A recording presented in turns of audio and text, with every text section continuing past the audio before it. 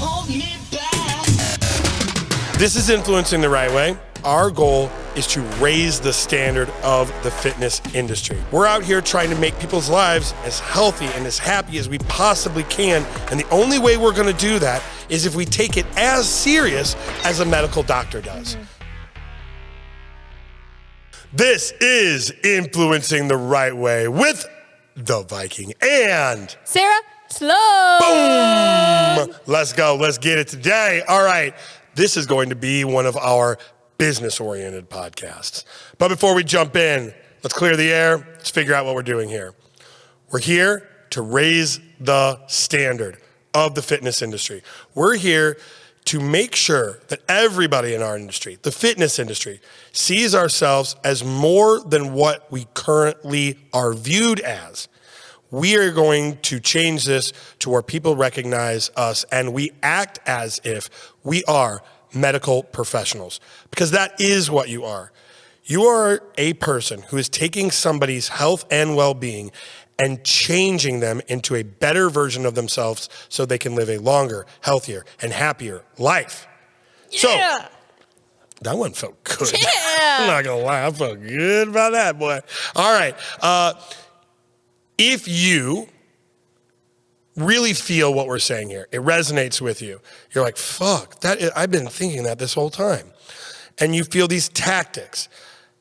Give this out. Let people know that this is what you stand for and this is what you think the industry needs to be. Put yourself out there. Be against the grain. Do the right thing. Let's raise the standard right now. Woo! Okay.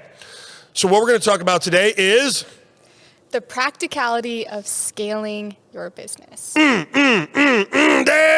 I love this one. This one is all you, baby. Okay. All right. So there are literally an infinite number of books, podcasts, YouTube creators. I mean, anybody and everything about scaling your business. Mm-hmm. I'm not going to sit here and go through how to scale your business. But what I am going to do is I am going to give the insights from somebody who has done it and is in the middle of doing it, the practical things that you really got to be like concerned with when scaling your business. So let me start off with some of those like big picture things. Scaling your business is about making a model, right? That can be replicated over and over by people besides yourself. That there is a system for the way that things are done so that it can grow to help more and more people. You can't do everything by yourself, and so you got to be able to view yourself outside of that system and it being able to grow with another group of people. It's different than just being a trainer, being a fitness influencer, owning a gym. Those are all great things. But if you want it to be bigger than you, you have to be able to scale it. Now, like I said, tons of other people are going to tell you how to do that. What we're going to get in is the details of what I think is really important, that insider stuff. And so I'm going to start with this very first one, recording what you do.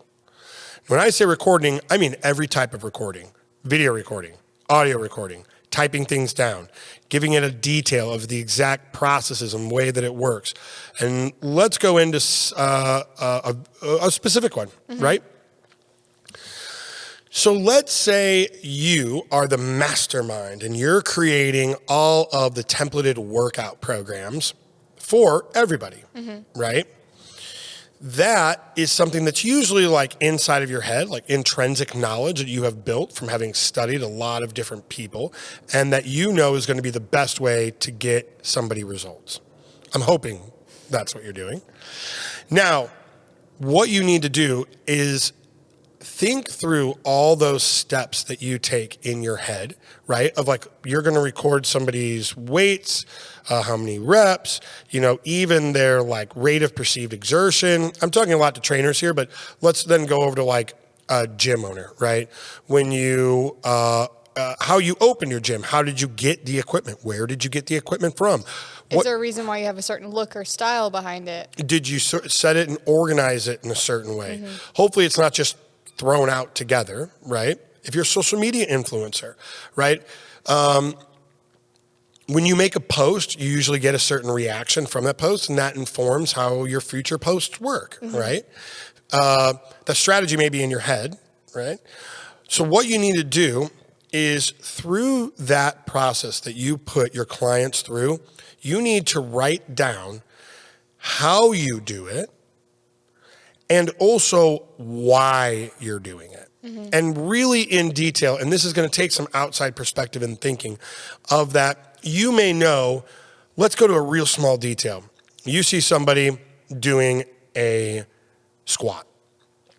They performed exactly what they were supposed to do on the weight and reps to detail of what they were supposed to do. But then you could tell that there was like some butt wink that happened right there at the bottom. They got to the reps. They didn't feel bad. Wouldn't be a big deal. If it was a machine, it would calculate as done, and then the next week have them go up in weight. You saw that and you go, okay, we need to work on some core and some stability exercises. You don't have a frame of reference, right? You just know by looking at it that that needs to happen. You need to write down that when you see somebody doing a butt wink on their squat, that then equals drop down. Here is what I'm going to have them do. They're going to do these hip exercises and abdominal exercises. And why they're going to do it is because although they performed it, they didn't perform it with the correct, what is the word I'm looking for? Form. Jesus Christ. With the correct form. And then the person that takes it from you, that you give it to next, is going to be able to see what was in your mind's eye. And when I say lengthy, I mean in detail, write it out, what they have to do and why they have to do it. And how long they're going to do those exercises for before they perform the test again and see what changed, what helped. Exactly. And where to go from there after that. And also, now imagine, so again, you're the trainer. You saw your client do that exercise.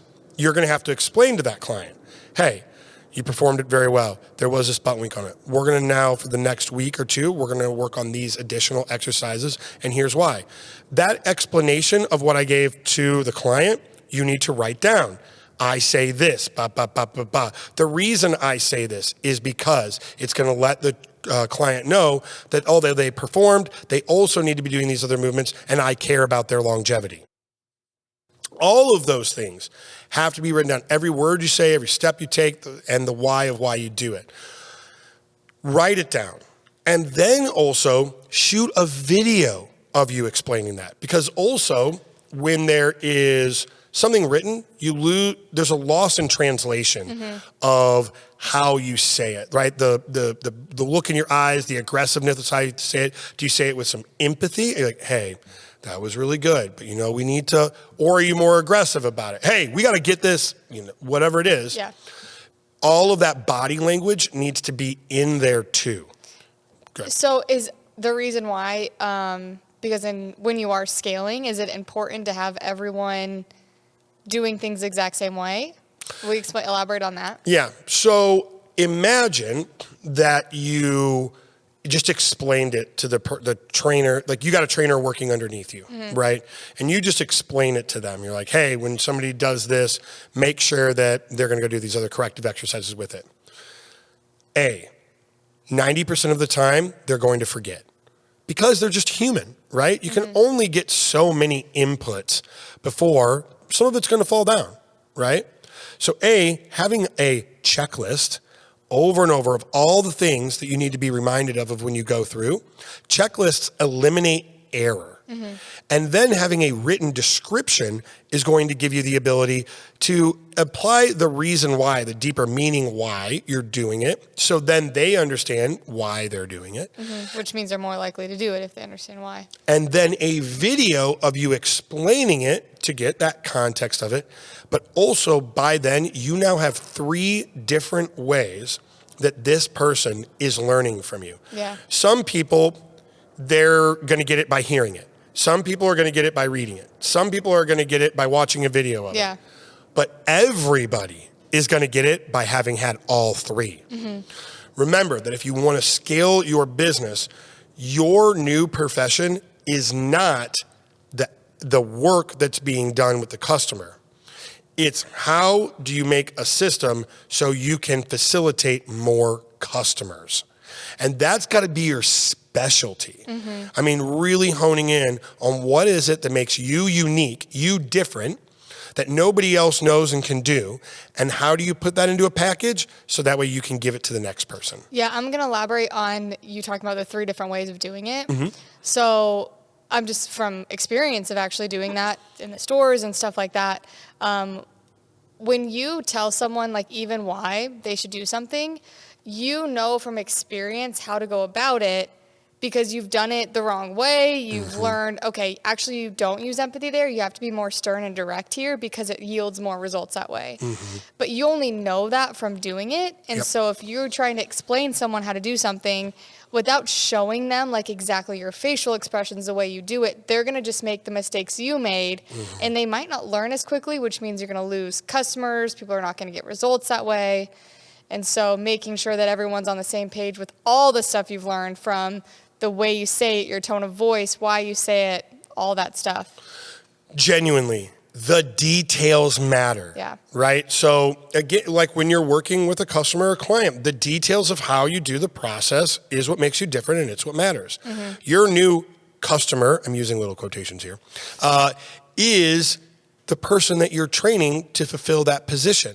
That's the person who you're trying to help. That's, let's say, the practice of that one individual job that person's going to be scaling through. Recording, writing, and implementing in practice. Yeah. Right? Telling them, writing it, and then video recording it. So once you have all those, don't forget that you then also still have to coach them through those processes. And your coaching process needs to be a process. I know so many trainers or people who run a gym, you know, like a F45 or an Orange Theory Fitness or whatever like that, that already is like a scaled model, right? And you get one good trainer there that people are going to go see, that people love, and it's killing it, right? And then that person hires like 2 or 3 other people to grow and expand because they've got more customers. They got more customers coming in. They got a really good model and things are going great. And then like all of a sudden they start losing a couple customers or the guy doesn't show up on time. And that guy who is killing it is now frustrated, like to no end. And I've literally heard these words: I cannot find anybody that is fucking that is good. Yeah, I actually have firsthand experience. I used to teach yoga classes at a very corporate, I mean, there's tons and tons and tons of these yoga studios. And people would come, not to like toot my own horn, but like people would come and be like, because I went down and only teaching 1 day a week. And they were like, I have to pick and choose, look at the instructors to like figure out when I'm going to come. And I only come like 1-2 days a week now because I don't want to go on the other days when there's certain instructors there because they're just not the same in terms of how they're teaching because you put your heart and soul into it. And so this will revert back to another podcast we did. Guys, remember, it's your differentiator. It's your personality. It's you that in the fitness industry people are coming for. You're not a genius with your workout program. You are you, and it's your personality. Yeah. And that's what people came to see you at the yoga studio for. Yeah. Now, your mess up, not really your mess up, the owner of that business. Obviously, I'm not there and doing this for a reason, but the business owner's mess up is if you're that good at it, you need to teach the other people how to be that good at it. Yeah. Because one person cannot be a whole business. It's impossible. But if they'd have really thought through it and they'd have allowed you to do this of tell the other people, write it down for them, make a video of you showing you how you light your face up and get people excited and get into the emotion of it. And then they learned how to do it. And you then, now this is the point I'm drawing all the way back to when I took my little segue there. You got to do all 3 of those things. But then when somebody, your replacement, is doing it, you have to watch them. And you got to pick up on the cues and coach them through every little detail that they do right and wrong. That is what is going to make a successful, replicable model. Yes. Without those things, it really can't be at all. And the coaching on it isn't just like a yearly evaluation. Because we actually did that at the yoga studio. And I got some great feedback. Like my manager came and watched my class and I was like, oh, you are right. Like I do need to improve on that. And I can do this, that, there. But imagine if that was weekly, daily. Daily. daily. Yeah. Don't say anything but daily. If your boss or your direct report is coming in to help coach you on things when you just started a position weekly, get fucked. There's no way. It's impossible. Think about the mathematics of that. They watch you do one class, one interaction. You've got 10 classes in that week. 10% of the time you're going to be improving. Ridiculous. Yeah. Absolutely ridiculous. I sound like a grumpy old man. Okay. And that gets to the segment. I'm only going to make 2 big points here today. So that really is the practical step, right? Of how you do everything, and then coaching the person on that and giving them very genuine, honest feedback. We'll do 10 more podcasts about how to give feedback. That's a big one. Great one. But let's get on to the second part. This is taking your time. The biggest agitation that you're going to get is to want to go faster to get more done, and it's going to make you go slower.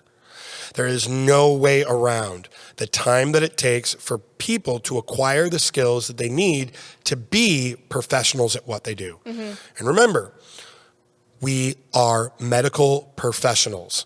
This is really serious. Like a doctor, to become a doctor is a decade. It's 10 years of studying, working underneath other doctors, getting into different, they have to go to different medical schools, but then they also have to go to, depending on what their like specialization is, to different hospitals to be able to learn how to do it. They take it that serious because it is that serious. So a lot of the problems with the fitness industry is we are viewing it like it's like flipping a burger. Hey, here's how you flip a burger. Here's how you give them their fries. Now go off and go serve these fucking people. Fuck that. If you are doing something that is in the fitness industry, it is going to take, at minimum, this is bare minimum, bare bones. I don't think I've ever actually seen it go this fast, 3 to 6 months for that person to really get it, right? Like deep down get it. And think about this, when you became... The person you're training, right? The person you're training. Yeah.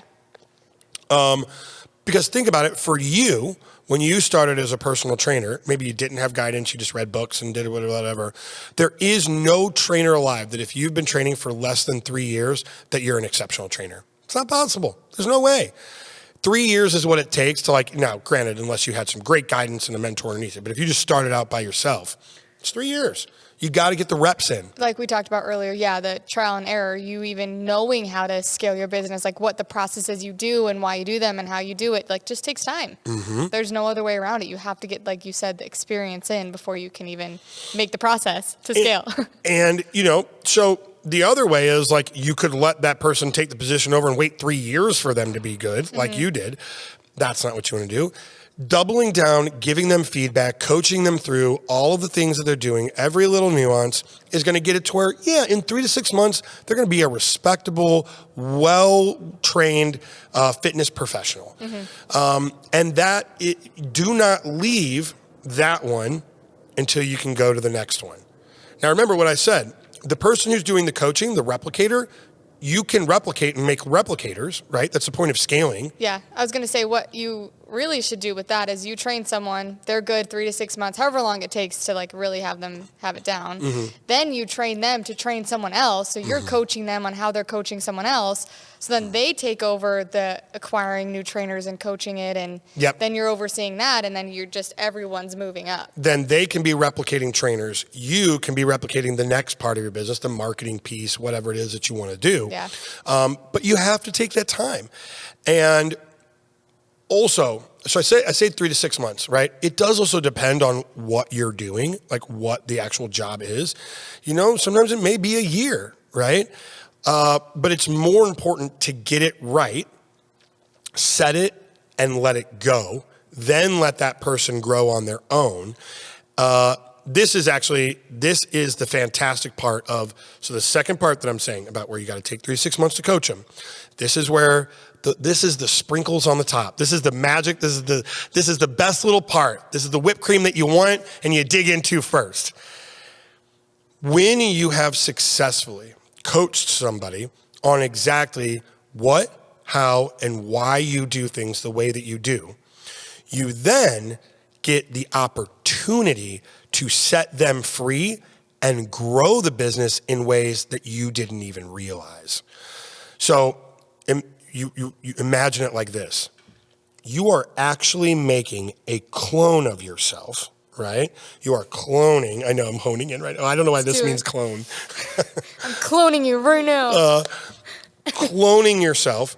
And imagine right now if in your business there were two of you. Not just another person to do the work, but another person to bounce ideas off of. Hey, what do you think about this? So this is exactly when you were saying, hey, it takes a long time. I would say that's why you have Sean. Yeah. He's the guy that's telling you like, hey, you have the vision. Let's actually put it into practicality of how long it's going to take to do these things. And, a lot of this stuff wouldn't happen if you didn't have someone else with you that you've replicated that can have that other outside perspective and really help you through that. It would have never happened. And I don't anticipate people to do this. And the guy she's talking about, Sean, he really runs a big part of our business. And I had him move into my house with me. So that way, like in the morning, we could talk and strategize about what was going to be done that day. We would both go to different locations, train and work all day. We would come home at night. We would sit in the kitchen, eat food, and talk about what transpired that day. Every day. And what that did was it let somebody, because it's not just about what you're doing, right?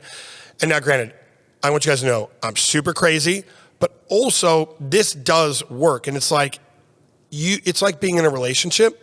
How long does it take before you really know someone? You know what I mean? Mm-hmm. It is at minimum a year before you really get who they are. You know what I mean? Yeah.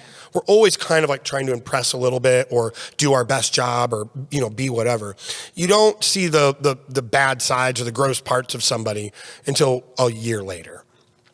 But it was like having that time with Sean for me in our business allowed him to not just when in one of the other podcasts we were talking about the vision of the business, he then didn't just get explained what the vision was.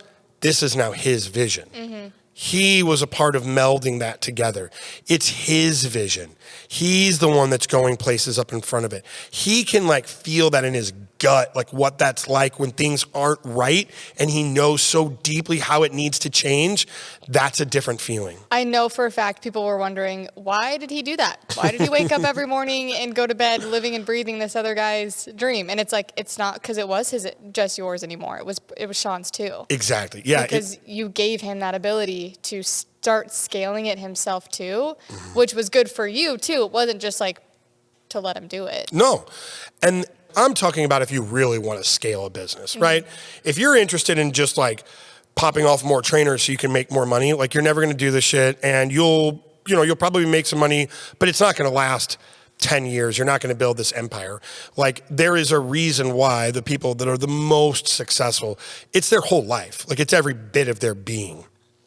And they're doing it for a bigger purpose. Mm-hmm. And so that replication, so we have the systems, right, of replicating it, making sure you drill everything down. Then there is the time that it takes to let it all really sink in and become a part of that person, right? That is also a thing that even the hardest training, the most intense, every day, every night, there is a time requirement that it just takes things to seep into people. You know what I mean? Mm-hmm. When you're working out, you don't just do a couple exercises and you're like, hey, now I got it. Actually, there is an example that Sean and I talked about. This is over 2 years ago now. Have you ever seen the movie American History X? No. You've never seen it? Okay, so for anybody who has seen it, it's actually a very gruesome movie. It's a brutal movie about racism, these skinheads that kill this young black guy, and he goes to jail. So he's a neo-Nazi who has Nazi symbols all over him, and it's actually a great movie.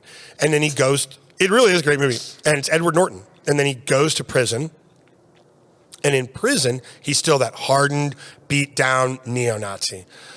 But then in jail, you've got to work with people of different colors. And you got to work with Mexicans, and you're right next to your cellmate is a black guy. And of course, not at first, but over time, it starts changing that person. Mm-hmm. And these hardened beliefs and way that you were over one way, he changes and he becomes a completely different person, to where when he gets out, he then is, goes back to his friends that are all neo-Nazis, skinhead guys, and he's not the same way anymore, right? And I mean, the point of making the reference there is that, like, over enough time, if you're doing the right thing, you can change anybody for the right cause, and in the best ways possible. Like, this is sometimes when we talk about these podcasts, I don't want there to be the illusion that you're doing this to, like, change people or to get money or to get something out of someone. Your intent, we say this all the time. If, like, your intent is genuinely like, I'm going to take this person to new levels in their life. Yeah. I'm going to let them, accomplish things that they never would have been able to without these skills. There is virtually no one who can't acquire the skills that they need to be able to do that. Mm-hmm. And so going back to that at the very beginning, I hear a lot of trainers, it's like, oh, that person just sucked. And a lot of times a trainer will start, like, working underneath another trainer. Mm-hmm. And then they just, like, get a couple clients and cut out and go somewhere else.